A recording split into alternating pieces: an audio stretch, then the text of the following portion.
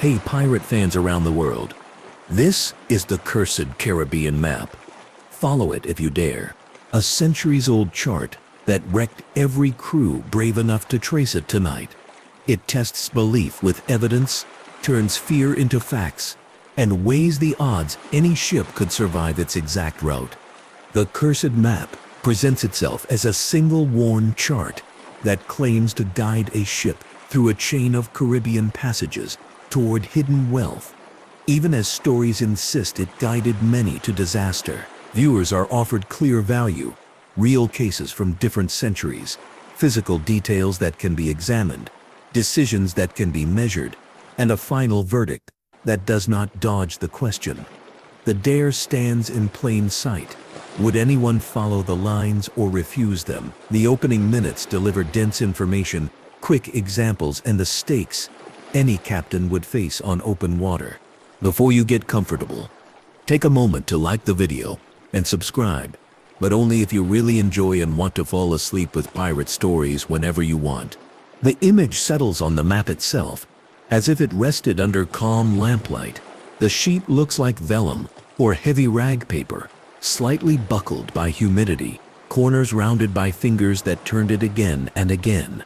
Ink has shifted from black to a dark brown, like cooled tea. Two compass roses anchor opposite corners, not the clean circles of modern prints, but ornate flowers with points that once guided tired eyes at sea. The likely age sits between the late 1600s and early 1700s, when privateers worked under flags of convenience and smugglers moved quietly along coastlines. The alleged route threads from the lower Antilles, slips past reefs that sit like teeth under blue water, cuts near a hurricane corridor, and promises a final landfall at a nameless inlet where fresh water whispers into the sea. The claims tied to it sound confident.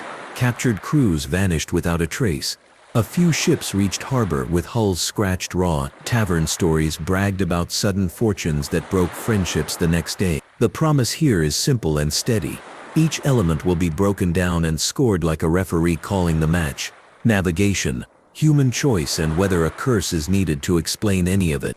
There is a quick fact that steadies the mind. A specific hazard hugs part of the route, a reef shelf that rides under murky water where warm and cool currents meet. Clouded light hides coral heads until the hull is almost on them. 1 point off on the compass over a few miles converts into a sideways slide, and a single touch on coral can rip planking slow and sure. Another detail repeats on so-called cursed charts from the same era. A small fishbone-like mark appears near shallow banks, not from any standard legend, but suspiciously present on copies that circulated in busy ports. A short crew log, copied in several inventories, offers a crisp sentence after a quiet night. Soundings rose without warning. In the morning calm, the sea hissed beneath the bow. That note may not prove a curse, but it shows how a smooth surface can hide a steep floor, lifting toward a careless keel. One quick microcase sets the pattern. A French-built brig, hired out of Tortuga in the 1690s, took possession of a borrowed chart that promised a shortcut between patrol lanes. The line advised keeping a particular star centered over the main mast while counting a fixed number of heartbeats between lead line drops. The decision point arrived near midnight, in soft wind. Lanterns were covered to avoid attention. Depth fell from 9 fathoms to 5. The lead called 4. The captain edged starboard for safety. The tide drifted the bow. The other way, the brig touched coral once, lightly, then scraped forward until anchors grabbed and sail was taken in. Morning showed a shallow garden of coral inches under the bow. Bright and living, the crew survived. The cargo did not. The takeaway fits neatly in one thought. The shortcut demanded hyper-local knowledge. A stranger could not invent on the fly. The map did not create the reef. It boosted confidence where caution should have ruled. The dare locks in. Any captain choosing to follow such lines faces a straightforward choice.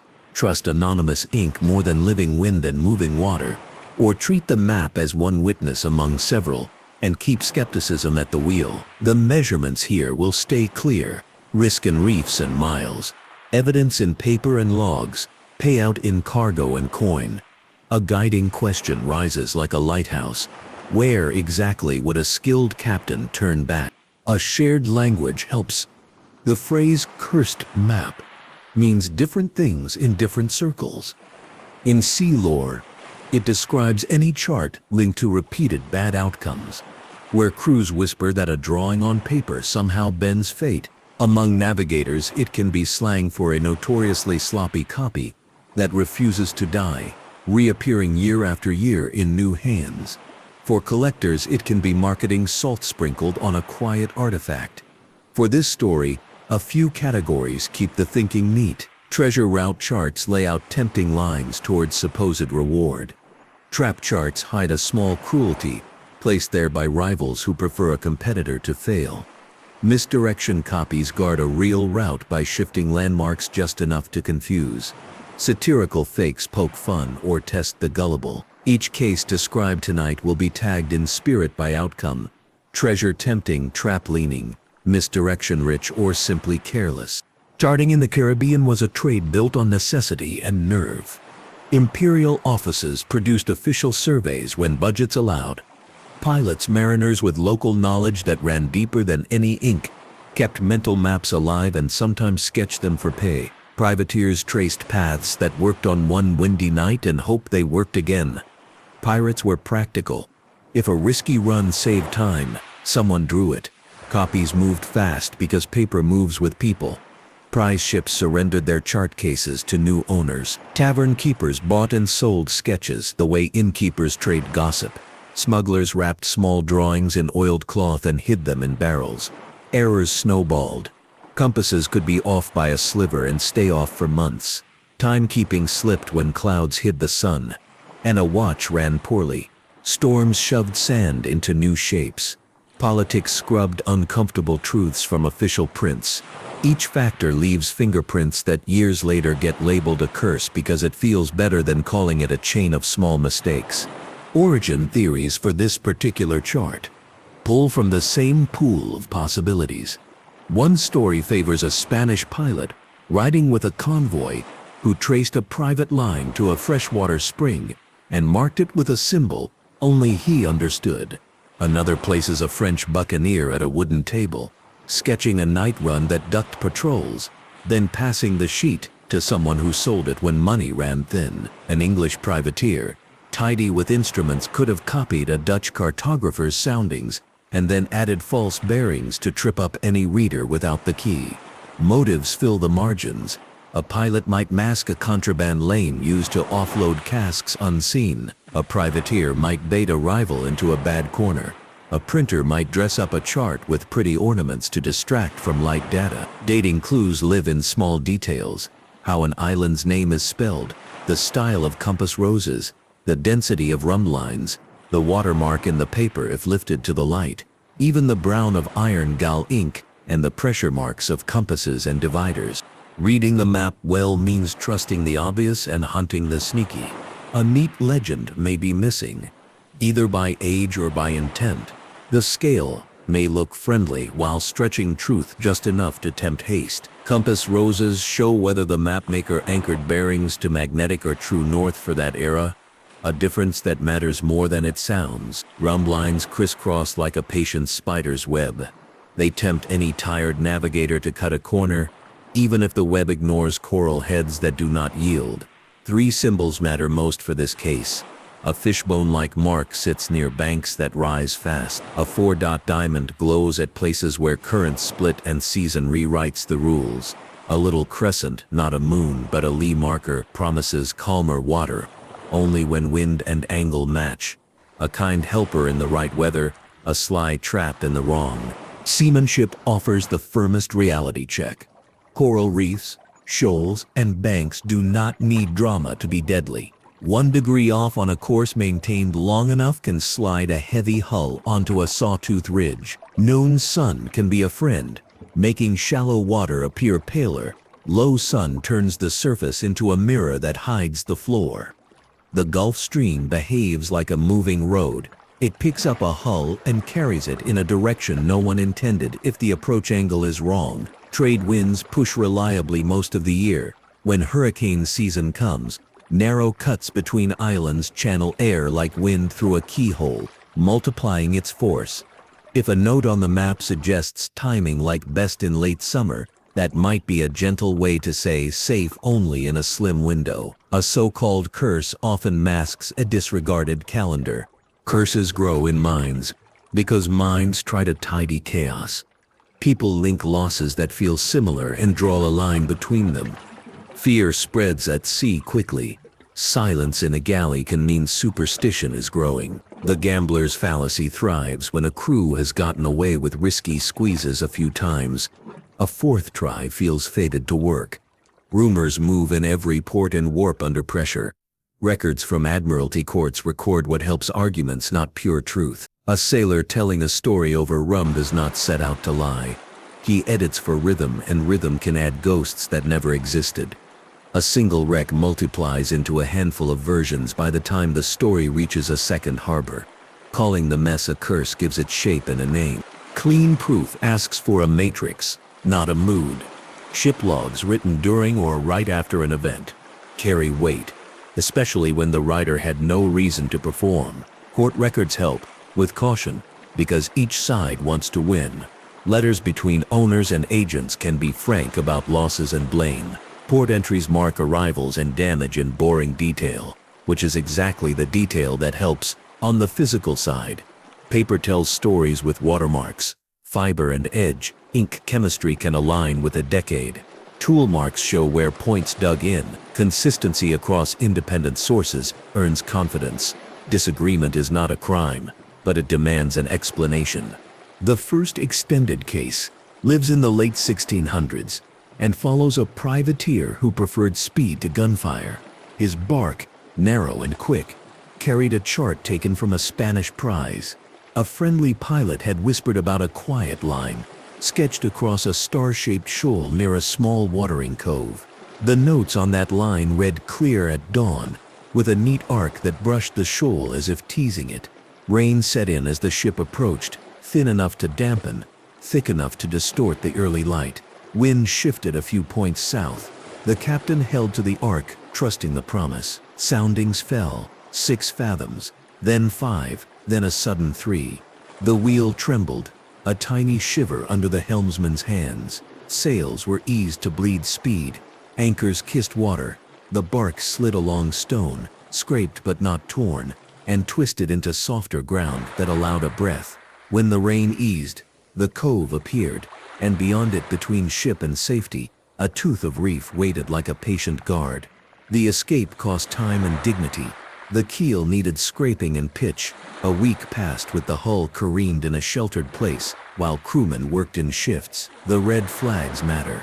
The crescent symbol near the cove marked a lee, not a magical calm. Clear at dawn was true only under clean skies. The arc demanded a wind they did not have. The chain of decision, plus a weather shift, explains the scrape without reaching for ghosts. A brief debrief distills the moment. Seamanship and weather fed the danger. The map offered advice too confidently read. The lesson is steady. A chart can be right under one set of conditions, and a trap under another. Paper does not absolve judgment. The next story belongs to a rival crew drawn to a decoy cove. 2 ports tell versions with matching bones, which hints at a shared source. The vessel was small and agile, and its navigator believed a cove drawn like a neat bite on an island's lip would offer flat water, a freshwater stream, and a hidden stretch of sand to dry gunpowder. Entry required passing through a narrow mouth, marked by the fishbone sign. The guiding line hugged a sandbar, like a polite companion. On the chosen day, the sea went glassy, that particular calm that removes the texture sailors read with their eyes. Oars took the strain. The crew stopped heaving the lead line at every shift, trusting the drawn curve. A low rumble began under the hull, gentle at first, then insistently present. The hull settled on the bar with a sigh. Distant squalls rolled in. Long, slow waves lifted and set the ship down, lifted and set again, each time with a small thump. Casks went overboard to lighten the low. bobbing away like lazy drums. Later collectors found a broken pewter cup on that shore, scratched with a tiny fishbone symbol and 4 tally marks. A quiet warning carved by some hand that might have belonged to that crew or to someone who followed. The outcome was not doom, but a recovery that bled supplies and pride. The map did not lie so much as it encouraged trust in still water, which is exactly when sand moves under a boat's weight. A quick pattern check follows. Con removes sound cues and changes how light plays across moving water. What repeats is the fishbone mark near shallow tricks. What differs is the hazard, shifting sand instead of fixed coral. The evidence matrix gains a notch for symbol meaning. Another night brings the route sailors called the Night Passage. A cliff on one island's northern face eats moonlight. Stars vanish for a few lengths. Then light returns. The instruments on deck were simple: compass, lead line, sky. The crew reduced sail to keep speed at a level where the rudder still answered, but the bow did not slice too fast. The map's note said to hold a certain star off the port side and count while the ship slipped past 3 faint rocks. Clouds swallowed the guiding star at the exact moment. Nerves tightened. The helmsman felt his way by the pressure of water on the rudder. The lead line returned generous readings: 7, 6, still 6, until someone pulled up the weight and found a clump of seaweed hugging the sinker, giving false comfort. The bowman learned to read darkness as a texture and saw a pale smear on the water. To starboard, foam, where swell hissed across something hard. The ship passed by with inches to spare. The crew spoke in tight voices under their breath, the sound people make when danger has just walked away. The map's promises fit a perfect night. The night given was not perfect. Later, a mate wrote, "The chart is a gentleman by day and a trickster by night." The ship did not wreck. The trap was subtle and avoidable. Human factors come into view without blame. Night sailing tires everyone. Judgment dulls while pride remains sharp. Hierarchy can silence useful doubt if a junior officer fears a captain's temper. Momentum traps choices. Once a ship commits to a narrow run, turning around feels as risky as going forward. If a later storyteller blames a curse, a quiet scorecard marks command pressure and fatigue instead. A 4th story pursues what might be called a hopeful shortcut. The chart shows a narrow thread between islands that trims a full day. On paper, the water looks clean and deep.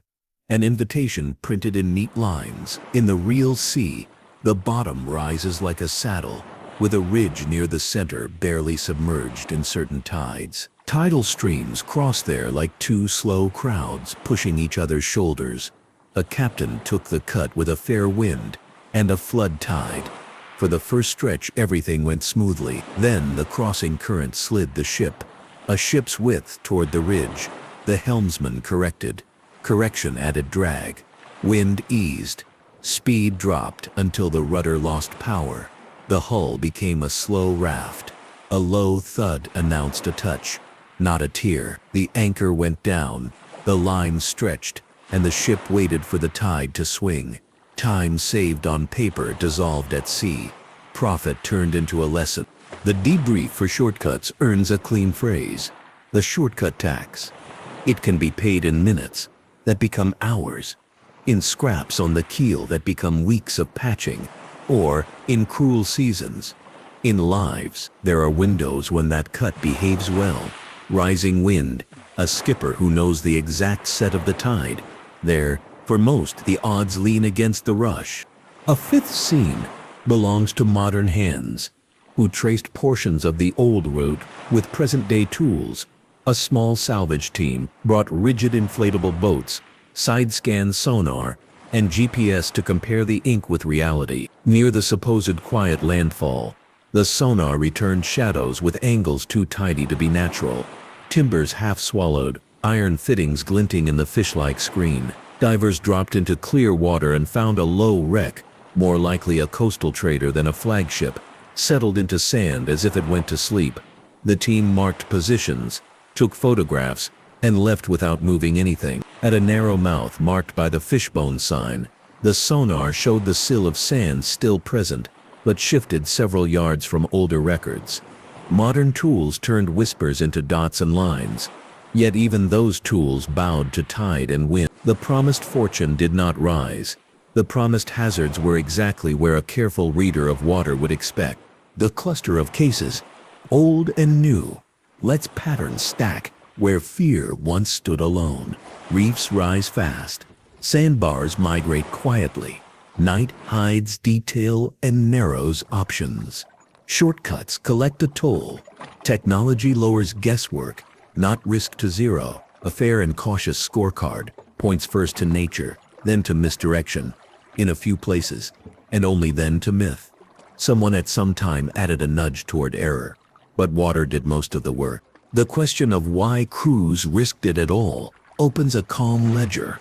A hold packed with sugar, tobacco or indigo, held months of wages in compressed form. Prize rules fed not just crews but investors, who bankrolled voyages with expectations sketched in ledgers. Credit and debt pulled on captains like tides on hulls. Missing a delivery could sour a reputation or end a career. A clean run promised enough coin to square accounts. Not returning did not freeze the economy. Competitors sometimes profited from a rival's absence. Insurers kept premiums, and opportunists bought rumors of wrecks and hired locals to recover goods. There was also a mentality that sailors rarely named out loud: the last voyage mindset. A quiet moment when a tired captain imagines one final risk that ends with comfort on land. In that mood, a crisp line on an old sheet looks like permission. The toolbox of chart tricks deserves a clear look that avoids jargon. Mirror lines are simple mischief. Draw a correct path as if reflected, so an unwary reader inverts left and right at a tight corner.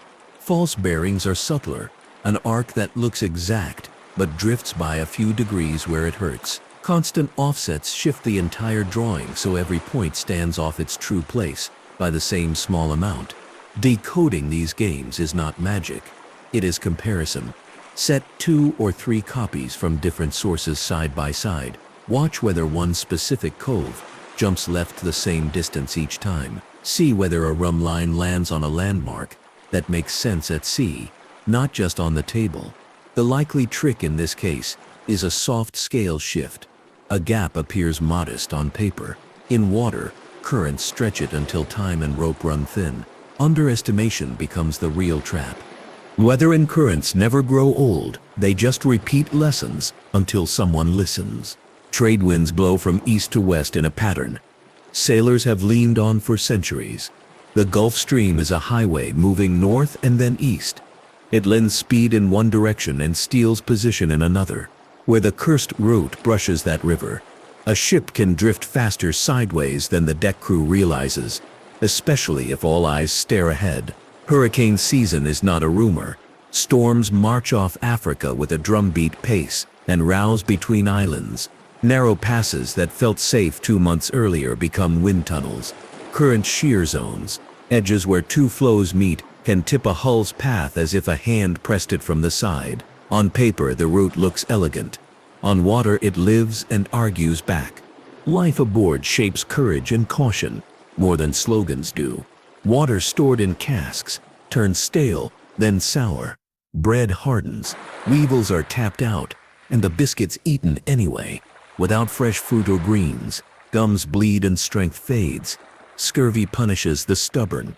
Rations dictate range. If a map whispers that 2 water stops lie close together, a captain may lighten stores to go faster, betting on a short run. When weather pushes back, that bet exposes everyone. Morale has a fuse. Mutiny can be loud, but often it is quiet. Sullen work, missing tools, passive resistance. Superstition rises when stomachs empty. A chart blamed for misery becomes the perfect scapegoat for choices made under easier skies. Law and loot tie knots that tighten after a wreck. Some islands enforced salvage laws that granted locals a share of recovered goods. Other places let strong swimmers take what they could and call it help. In a courtroom, a damaged chart could appear as evidence to shift responsibility. An investor might produce a paper to argue a captain strayed from a plan, sidestepping losses. In modern times, national waters and heritage laws complicate any treasure hunt. Anyone who treats a historic site like a store will soon meet a file of paperwork. These realities explain why maps collect drama, money and risk mix, and stories form where they meet. The gap between myth and movie versus working life at sea deserves a relaxed correction. Popular tales love a big X and a captain who bows to a prophecy. Real charts prefer clusters of hints. A smudge where fingers turn the sheet. A hole where a compass point rested too often. Markings erased and added again in the same corner. Films favor captains who threaten more than think. The working ocean favors captains who run with 2 backup plans and keep 3 exit routes at hand. This cursed chart sits closer to the practical world than to spell books. It contains honest dangers, a few deliberate misdirections, and plenty of places where confidence outpaces caution. Imagination helps the audience weigh choices with calm curiosity. One fork follows an outside lane that stays well off reefs, best case wind holds, and time stretches by a day. Likely result a tired crew that still eats supper on a whole deck. Another fork squeezes between 2 islands marked by that fishbone sign.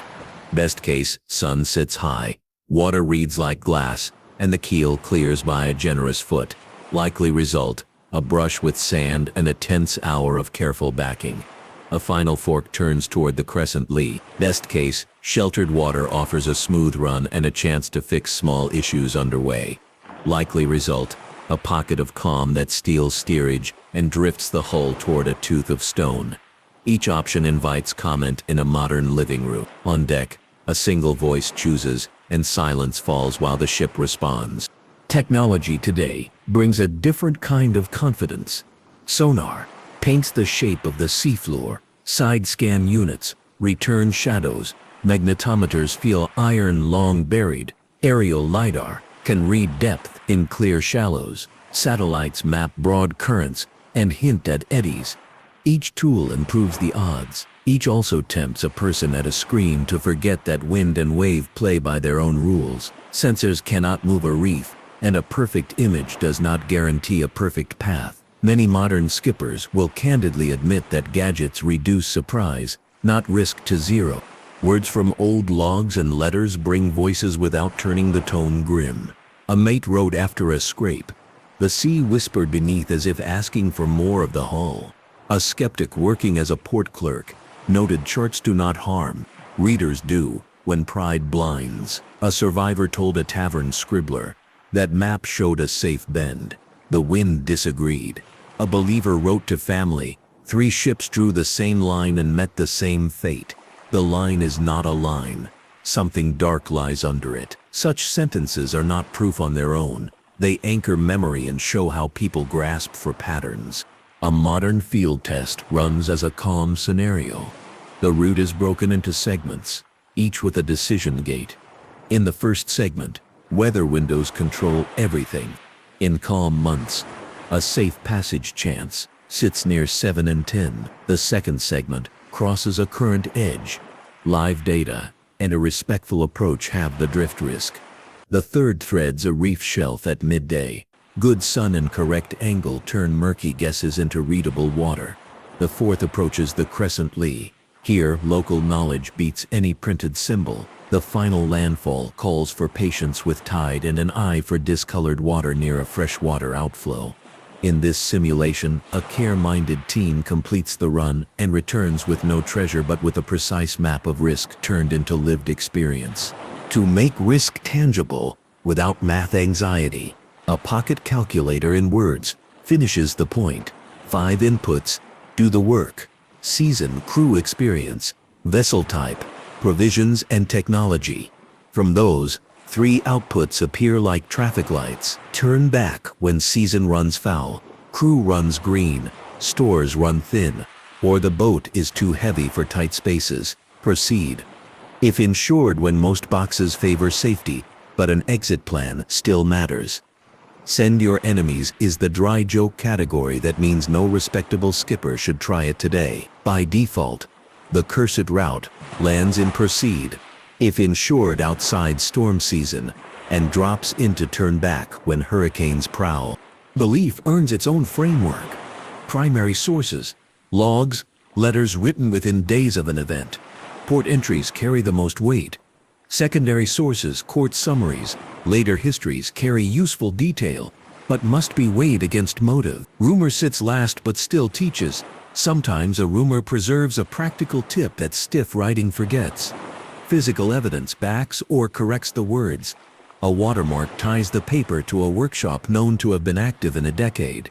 Ink recipes line up with laboratory tests. Tool marks match the bite of period instruments. After all of that, the fair score for the curse claim reads like a calm sentence. The route is naturally dangerous. It contains at least a few intentional misdirections, and the legend of a curse formed when repeated human choices met unchanging reefs. Closing the dare before the final bow returns to the exact line on the table. Would anyone follow it? A responsible answer prefers caution. No ship should obey anonymous ink alone. With local pilots, modern readings, an honest calendar, and exit plans, a team could shadow the old route for learning, not for luck. That condition matches respect for the dead with respect for the living. The lesson returns in one smooth line. What sounds like a curse often captures the fingerprints of risk, wind, current, stone, and human pride pressed into one story. Seamanship stands as the real counterspell.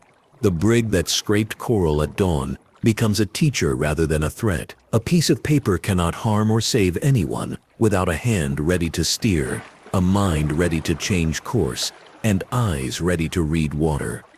If someone mentions a cursed chart tomorrow, the simplest response will sound wise. The sea rewards respect, and a map rewards study. There is a gentle glance forward that keeps curiosity awake without noise. Other routes promise too much and charge heavy interest. Other harbors lived and died by tides and trade. Comments help map what to explore next. A preferred fork in this very route, a legend worth testing with the same steady light.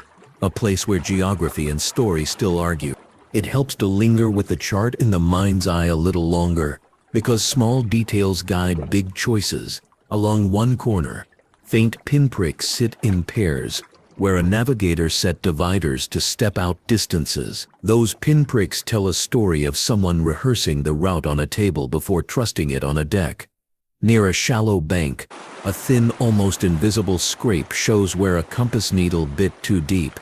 As if the mapmaker hesitated at the exact place the sea punishes hesitation. A smudge, slightly darker than the rest, lies where fingers turned the sheet. It sits at the same latitude as the tricky reef shelf, hinting that crews in different years paused with the same concern. These marks are not poetry. They suggest the map carried value, at least to those who believed in the balance of risk and reward. Quick fact: in many charts from this era, latitudes read cleaner than longitudes, because time was hard to keep. Noon allowed a rough fix north to south, east to west, needed clocks that rarely behaved at sea. This small truth explains why lines that look precise can mislead eastward or westward by a frustrating amount. On the cursed route, that bias matters. A crew can nail latitude and still drift sideways onto trouble, and later call misfortune by a larger name. Heads up on this. Winds shape water, color in ways even a child can learn to read. Over sand, the sea turns a softer turquoise. Over weed, it deepens to a silky green. Over coral, it brightens, and then goes treacherously pale. Where the floor rises too close, the cursed path passes all three palettes within hours. A chart can mark them. Eyes must still judge them in that day's light. Returning to the privateer who scraped at dawn, more of the human picture adds depth without adding drama. The bosun, older, scarred, practical, kept a pocket coil of line for emergency soundings, and had a habit of humming when nervous. The humming stopped at 5 fathoms. The cook, who doubled as a kind of quartermaster, began quietly to count the remaining sacks of meal and guessed how many days of comfort remained. If the ship lost time, None of them believed in curses in the loud way of ballads. They believed in habits. After the scrape, those habits tightened. A second lead line stayed ready, and a junior hand learned to read the surface with a squint. The chart taught them. Yes, but it taught by error. The rival crew at the Decoy Cove left more than a scratched cup in story. A page from their log, copied years later by a port clerk with neat handwriting, includes a line that invites a smile. Calm water borrows manners from a mirror. It tells lies politely. That sentence spoke across eras, and later pilots liked to quote it to impress apprentices. The curse did not speak, the water did. As for the night passage, a quiet detail belongs here. The navigator had marked his lead line with old bits of cloth at set distances, white at 2 fathoms, red at 3, blue at 5, in a pattern every hand aboard knew. During the clouded minutes, a slippery knot slid one marker farther than intended. The error was fixed at dawn with calm hands and a patient retie. The lesson landed without a lecture. Instruments are only as honest as their upkeep, and upkeep wobbles at midnight when eyelids sag. The opportunist shortcut deserves one more lens. Insurance. Some ship owners in major ports offered informal assurances long before modern insurance took shape. A captain who shaved a day might please an owner who paid better terms next time. A captain who broke a hull on a ridge might meet a new owner and a new contract, or none at all. This social math pushed minds toward the narrow line.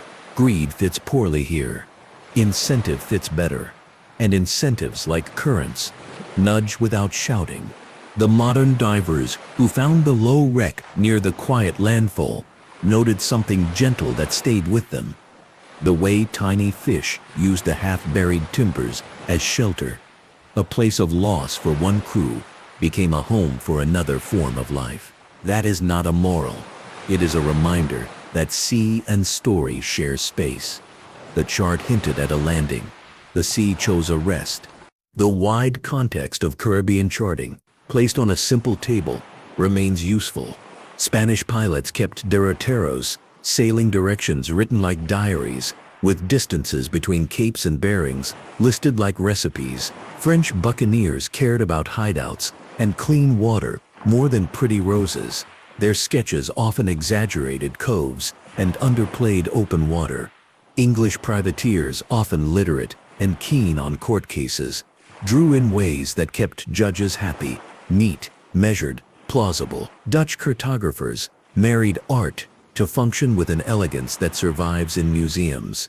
The cursed chart borrows from each school, Spanish in its attention to watering spots, French in its practical shortcuts, English in its tidy notes, Dutch in its balanced ornament. When people from different traditions touch the same paper across time, contradictions creep in. A fishbone appears where a rose demands formality. An arc bends as if its maker loved geometry more than tide. This mix confuses and enriches, and confusion is fertile ground for legends. Origin theories tighten when small technical clues get their due. Spelling will not be labored here, but one island's name appears with an accent that fell out of fashion after a certain decade. The crescent symbol echoes marks from a cluster of maps known to have circulated among French-speaking sailors. The fishbone motif shows up in inventories taken after prize courts processed Spanish ships, which may point to mixed crews trading signs. The compass roses lean slightly toward magnetic conventions of the late 17th century, not those of the early 18th. None of these facts alone crowns an origin. Together they suggest a window and a neighborhood. People who knew each other's work added to the same sheet, not once but several times. The anatomy of this map, treated slowly, offers more. Near the upper margin, a faint line looks like a stray hair, under magnification in a modern lab. That hair breaks into a sequence of tiny arcs drawn by a hand that trembled lightly. Tremor implies age or fatigue. Fatigue matches a time when someone copied by lantern long after sunset. The lee crescent appears 7 times, but only 5 times near shelter. That makes sense. Twice, the crescent sits where no island would provide protection in ordinary winds. Those might be jokes or traps, or traces of conditions that have since changed. The four-dot diamond aligns with tidal splitting points in 3 cases. In a fourth, it sits on a cape where wind splits. This suggests the mapmaker used one symbol for both kinds of split and expected readers to discern which kind by context. That assumption, innocent the maker, can turn into a snare for a reader who thinks symbols behave like laws. Seamanship brings one more steady truth. Sails and anchors are not opposites. They are partners. A captain on the cursed rate, who used anchors as brakes, not only as bedrock in harbors, gained control in currents that stole steerage. Dropping an anchor to the side in shallow water can pivot a bow away from a hazard in a move older than modern textbooks. The privateer did a version of this, which is why scraping did not become splitting. This quiet technique often hides in stories because it is not flashy. Yet such techniques, not charms, turn danger into nuisance. The psychology of curses, seen kindly, touches care and control. People feel less helpless when a pattern has a name. Calling a drawing cursed does emotional work. It gathers unrelated events into a single basket that can be kept at arm's length. On ships, shared language matters. A crew that agrees to call an unlucky tool, the Jonah, and toss it overboard, has performed a ritual of control. Rituals do not move reefs, but they move hearts. Later, when tales grow in the telling, those rituals turn into evidence for outsiders who never felt what the crew felt on a dark watch. The evidence matrix gains color with examples. An Admiralty file from a northern port includes a testimony where a captain explains a scrape without blaming maps or men. His words, "Wind freshened in the cut. The helm answered late. The ship stood to reason and did as ships do." That sentence delights pilots and irritates dramatists. Another letter, folded small and splattered with grease, shows an owner asking a returning captain whether a chart marked with a small fish like bones came aboard during the voyage and whether any hand could attest to its copying. The owner, practical and suspicious, was trying to separate a sailor's souvenir from a navigational aid. The captain's reply, likely dictated, reads, "A sheet came by trade. It stays with me as caution, not as guide." This tension between chart as trophy and chart as tool animates every encounter with the cursed sheet. Case File 1 returns briefly for aftermath. After careening, the privateer's bark sailed on a slower schedule with a modest refit. The captain added a rule: no reliance on dawn light without a second check from a long boat sent ahead to read water near the cove. Launching a boat cost time and muscle. It saved Hull. Later, a rival mocked the caution and called the captain Old Coral Eyes. This kind of teasing shows how pride and prudence trade places depending on who wins the next race. Debrief Zone 1 reaches for generalization without scolding. A single symbol, even when useful, cannot carry all weather. The crescent lee offered help in the right wind. The right wind did not come. The scrape tells the story. The map contributed, but it did not command. Case File 2 holds a quieter coda. Months later, a storm resculpted the Decoy Cove's entrance. The sandbar migrated yards closer to the fishbone sign. As if the icon shuffled to keep attention, the crew who once stuck there returned by coincidence, laughed on seeing the changes, and chose to water elsewhere. A boy who had been an oarsman on the first attempt had become a hand with a lead line by then. He made a point of sounding not only in the channel but across it, learning the shape as if he could feel with string and lead what the sea would do next month. Knowledge replaced fear one sounding at a time. If a curse had a voice, it would have sounded bored that day. Debrief Din 2 folds one more pattern. Still water, inlets, and sand form a trio that requires humility rather than bravado. The fishbone marks never meant safety. They meant appetite. Sand has an appetite for keels. Case Files 3, The Night Passage, changed one small practice aboard that ship for years. The officers agreed to a rule that no critical markers on ropes could rely on knots alone. They added colored threads woven into the line itself. Under a lamp, in rain, in cold, the color showed when touch lied. A quiet innovation born of a near miss then traveled in gossip form, because clever little tricks spread faster than sermons. Debriefing 3. Tallies human factors in honest terms. Fatigue builds, arithmetic at errors. Hierarchy can hush good sense. Relief at passing a hazard can lull eyes before the last danger has drifted away. If any curse score is kept, human factors claim the largest slice. Case filed Zen 4. The shortcut earned a small parable among coastal pilots. They told newcomers, a day saved on paper cost a week lost on shore, and pointed at a repaired keel drying like a dark smile. The captain eventually did make the cut again, with a flood tide falling just so and a wind that cut across at the right angle. On that perfect day, the crossing felt easy. That ease created a future danger, because the captain's memory now held a success that begged to be repeated without identical conditions. The curse, if one insists on the word, hides wherever memory edits context. Debrief. Zen 4 sharpens the phrase, shortcut tax. The tax is variable. Some days it is a toll of minutes, others a fine measured in planks and pride. No receipt prints. The sea keeps the accounting. Case filed on 5. The modern divers filed a short report to a heritage office, and a sentence in that report captures their posture. The sight speaks kindly. Disturbance would make it shout. Their professionalism kept a quiet place quiet. In that way, the cursed map served a noble purpose. It lured curiosity that behaved well.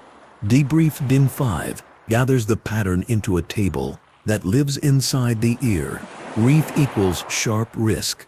Sand equals shifting trap. Night equals shrinking options. Shortcut equals hidden fee. Modern tech equals clearer eyes with the same hands. Result equals nature first, mischief second, myth third. The treasure math opens a generous window into ordinary life. Aboard, shares defined fairness. A captain might claim 2 shares. A quartermaster 1.5. Gunners and carpenters 1.25. Ordinary hands 1 share each. A prize's value took a barber's haircut. Fees, repairs, port charges. Before shares hit palms, debt could eat a share whole if a sailor had borrowed against future pay. In that economy, a promise to shave days off a voyage was not abstract. It was coin in the mind. A crew sounded more cheerful when the wind favored the short line. When wind shifted, laughter dulled. This rhythm does not condemn anyone. It shows the push and pull that a map exploited by its mere existence. Food and water work as silent clocks. A cask of water split among dozens of mouths counts louder than any bell. On the cursed run, watering stops could make or break morale. A chart that suggests a spring behind a beach changes how much a captain dares to carry. Extra days at sea mean biscuits go from hard to harder, and eventually to powder. Salt meat smarts the tongue and tests the stomach. A sudden storm that denies a watering stop by a day can turn a calm crew prickly. Superstition blooms in the soil of thirst. Someone mutters about a mark on a chart. Someone else nods. From outside, that nod looks like belief in a curse. From inside, it looks like a way to explain why a mouth feels dry. Law and loot return with a few crisp vignettes. In one island jurisdiction, locals had standing to claim a portion of goods washed ashore. Any foreign crew that tried to reclaim barrels or bales without local cooperation met polite resistance, and if stubborn, formal obstacles. In another port, governors encouraged privateers to bring prizes in and discouraged freebooters. A difference written in the subtle ways paperwork either moved or stalled. A damaged chart appearing in a courtroom might sway opinion by making a captain look prepared or reckless, depending on how counsel framed it. This malleability feeds mythology. A map could be saint or sinner based on a legal need, not on salt-stained reality. Myth and movie offer useful corrections through clarity, not scorn. Stories love X marks and single-line prophecies because they are clean. Real sailing, loves redundancy. A chart, a laid line, a lookout with good eyes, a shore sign. These together make safety. When films show a captain ripping a map and hurling it to the deck, drama wins. When dock records show a captain paying for a better copy and thanking a pilot with half a cask of fresh water, reality wins. The cursed chart holds the attention because it sits in the overlap, pretty enough to stare at, practical enough to try, mischievous enough to make arguments for a century. The audience gauntlet, choosing among forks, can grow even more vivid without straining credulity. Picture an outside lane with seabirds gliding low. Those birds follow lines of baitfish that ride currents. Their presence hints at a temperature edge where water masses meet. Such edges pull a hull sideways if the bow crosses them at the wrong angle. Choosing the outside lane trades reef risk for drift risk, a bargain most captains smilingly accept. The squeeze between islands feels like a dare printed in ink. Swell refracting through the cut can set up a rhythm that tugs the rudder first, one way then the other, as if testing a helmsman's patience. Choosing the squeeze trades time for tight work under pressure. Turning toward the crescent lee invites comfort, and comfort carries its own caution. A pocket of calm drains steerage, and without water moving across the rudder, a ship becomes a passenger on the tide. In that pocket, even a whisper of wind returns control like a gift. Modern technology, handled with humility, reframes the curse as a case study. Side-scan sonar shows the shadow of a wreck in a way that catches the imagination of anyone who sees it for the first time. The image looks like a charcoal rubbing of bones. Magnetometers tick politely near buried anchors and cannon, turning archaeology into a treasure hunt that respects the dead. Aerial LiDAR cuts through clear shallows so that a reef map reaches into coves long ignored by big ships. Satellite current maps paint swirls that match a sailor's hunches. With these tools, the cursed route becomes a classroom. Without discipline, gadgets morph into talismans, and talismans are a cousin of curses. The difference lies in posture, inquiry versus surrender. The voices from the logs montage expands to a chorus. A boatswain's mate, anonymous in life and in the record, muttered while scrubbing decks, and someone wrote it down. A reef has no temper to flatter. It cuts princes and porters the same. A skeptical surgeon, serving on a mixed crew, scribbled, "All talk of curses dissolves in vinegar and water when wounds and stomachs need care."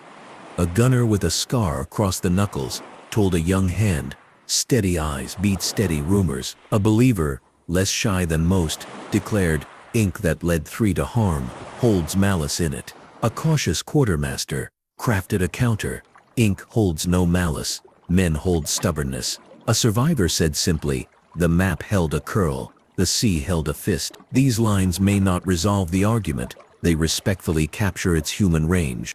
The field test, executed as a lived day on water, earns a slow walk. Dawn comes clean. The skipper, calm and spare with words, reminds the team that the first segment demands attention to light, not to legend. The sun lifts, and glare on the port bow turns a corner of ocean into a white tile. The helmsman angles a degree to shift that tile off the intended line, so the eyes can see into the water. 2 dolphins swim ahead, crossing the bow. And though it is not a sign in a superstitious way, it reminds hands that life prefers certain waters for reasons maps hint at but do not command. Noon brings heat like a hand on the shoulder. The second segment crosses the current edge. Hair on arms feels a faint breeze that instruments confirm as a veer. The bow meets the stream at a respectful slant, and the GPS track later draws a graceful S instead of an angry zigzag. Mid-afternoon threads the reef shelf. A shadow under the surface sharpens. The bowman calls depth. The engine hums as insurance, while sails provide most of the pull. This hybrid approach keeps dignity and safety. Late day approaches the crescent lee. The skippered choice is to wait for a shift of wind rather than drift into dead water. A thermos pours out something warm because calm nerves like ritual. Evening paints the inlet in colors tourist posters love, but eyes still sweep for logs and floating debris, because a pretty sky does not soften hard wood. The boat enters with a little rise of the heart that belongs to any safe landfall. The day did not ask anyone to pronounce on curses. It asked for respect. A pocket risk calculator, put into plain language, finishes the math. Season: green light in fair months, red in storm tracks, yellow in shoulder weeks, where thunderstorms surprise. Crew: green hands who still mix port and starboard, are not shameful, they are beginners. Pairing them with watchful leaders raises safety. Pairing them with bravado lowers it. Vessel: a nimble sloop that can turn inside its length, removes headaches. A heavy trader endures. Provisions: full casks, calm choices, thin stores, sharpen arguments. Tech: good charts and basic instruments change the floor of safety. Adding sonar and current maps raises the ceiling. From those inputs, the outputs appear without mystique. Turn back when red outweighs green. Proceed, if insured, when green wins, but a couple of yellows blink. Send your enemies when the board glows red and someone still smiles too broadly. Belief in evaluation. Enter the home stretch together. Primary sources deserve affection because they are boring in the right way. Entered port late. Crew tired. Keel scraped. Water taken. May not sparkle, but it fixes truth to dates and tides. Secondary sources help and can mislead. A later historian who loves a good sentence as much as a good fact might tilt toward curse because a tidy hook pleases readers more than a sloppy reality. Rumor sits low in rank, but sometimes notices the small thing official words miss. A tavern tale that insists a spring near an inlet tastes of iron may oddly be right because of a rock scene nearby. Physicals: paper, ink, tool marks do not lie on purpose, though deterioration can make honesty hard to hear. When all these agree enough, confidence grows. Where they argue, a verdict must either accept uncertainty or choose a path with an honest caveat. Before the final answer, a small museum of map mischief extends the joy. Some maps hide a poisoned bearing, a single line measured from a wrong center, so copied versions drift in a precise way that betrays the thief. Others tuck a tiny portrait in a compass rose. Collectors love the whimsy, but sailors sometimes mistake it for code. There are charts where one safe harbor is drawn, the size of a thumbnail, while a dangerous bay gets the size of a coin, a subtle editorial that flatters a home port. The cursed chart does none of these flamboyant tricks. It practices softer arts, context-dependent symbols, scale that flatters hope, and a line that tempts a hard-working mind to shave time. Now the dare returns with dignity. Would anyone follow it? A grounded answer says no for profit and yes for study, if and only if conditions align. Anonymous ink does not deserve command of a hull, with local pilots hired not as ornaments but as leaders, with modern eyes under the water, with a schedule chosen for the sea's mood rather than for an investor's impatience. The route can be shadowed. That use educates and honors those whose bones and timbers found their rest along similar lines. Sailing the cursed chart as pilgrimage, not as payout, fits the century now lived in. The outcome, then, is a verdict that neither mocks belief nor flatters fear. What sounds like a curse turns out to be a braid of risk, strands, reef, current, weather, hunger, hope, pride, and the human tendency to tell clean stories about messy events. Seamanship is the tool that unbraids those strands. The brig that ground at dawn did not hear a whisper from fate, it heard a scrape from stone. The decoy cove did not lure by magic, it lured by geometry. The night passage did not pick favorites, it demanded light. The shortcut did not betray, it charged. The modern divers did not break spells, they respected a sight. The map proved powerful, only in the way any tool is powerful, in the hands that choose how to use it. Closure arrives in a circle back to the microcase. The French-built brig, repaired and refitted, sailed past that same reef, months later on a bright noon. The crew stood quiet at the rail as familiar shapes under the surface slid by, pale and sharp. No one spoke of curses. A junior hand pointed at a faint line in the water where current and tide met, and an older hand nodded. Knowledge had replaced story without killing wonder. The chart that once made them bleed time now made them better readers of the sea. That is a good exchange rate in any century. A final, clean takeaway that fits in a pocket sends viewers onward. The sea rewards respect, not bravado. Maps reward study, not faith. Repeating that tomorrow will not change a reef, but may change a choice. Two gentle teases offer places for curiosity to dock next time.